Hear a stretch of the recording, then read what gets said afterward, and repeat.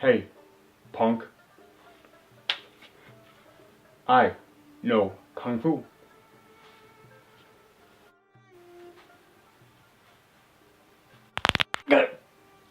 Oh, my back. A little help here. Help. Every now and then, I want a palate cleanser, something to clear my mind. A popcorn flick. Unfortunately, 47 Ronin is not that film. It's a film with a bit of an identity crisis, one that doesn't truly know what it wants to be, and unfortunately chooses to traverse the least compelling of its story threads.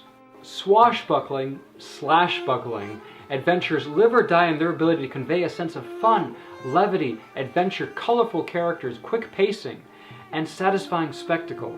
Unfortunately, 47 Ronin fails on all of these fronts, leaving us with little more than glimpses of what might have been. What we're left with is a series of made-for-commercial action set pieces that never connect in a natural or convincing way, populated by characters that feel flatter and even more wooden than the sets they're occupying. And therein lies one of 47's greatest offenses, is that it never takes the time to invest us in the characters.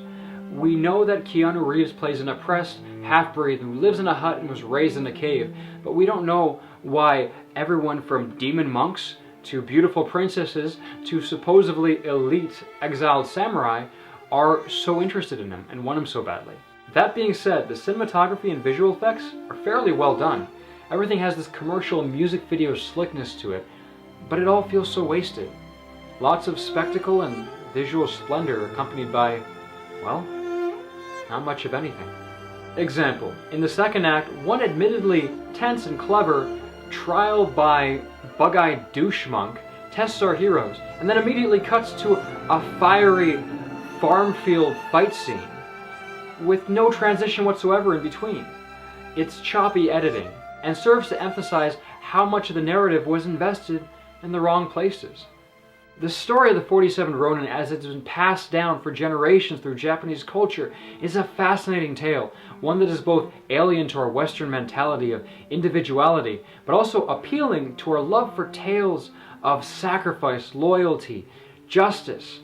It's the ultimate revenge story in which 47 warriors wage war against a kingdom and sign their lives away, all in the name of seeking justice for one man unjustly killed. But we don't get that. Instead what we get is a story that undermines their sacrifice and divides the themes, giving a majority share to the theme of love conquers all, and often leaves a trail of bloody corpses in its wake.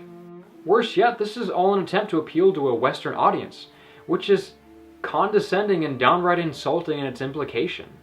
Honestly, Keanu's character and his romantic fling could have been entirely cut from the film, and no one would have been the wiser. The film would have been better.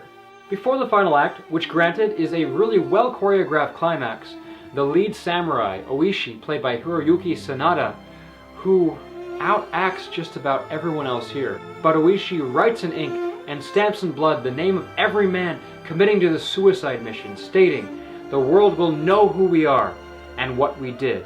And that is the greatest tragedy that we as an audience witness during the 2-hour running time of 47 Ronin. That because the great sacrifice of these great men, these historical figures, is relegated to playing second fiddle to genre tropes and a compromising of the original source material, we won't. Okay, JabberTalkers, thanks for tuning in. Unfortunately, every movie cannot be a winner. All in all, I find 47 Ronin to be jabber-wanting of your time. I give it a 3 out of 10, and I felt like there was a great movie in there. We just didn't get it this time. Okay, like, share, and subscribe. Leave a comment below. Let me know if you agree with my opinion on this movie, or if you disagree, what you thought about the movie, and let me know what your favorite samurai flick is. Thanks for your time. This is JabberTalky, out. So I gotta say, the first thing I would think, if my master just committed seppuku, does this affect my health insurance? Sure you are.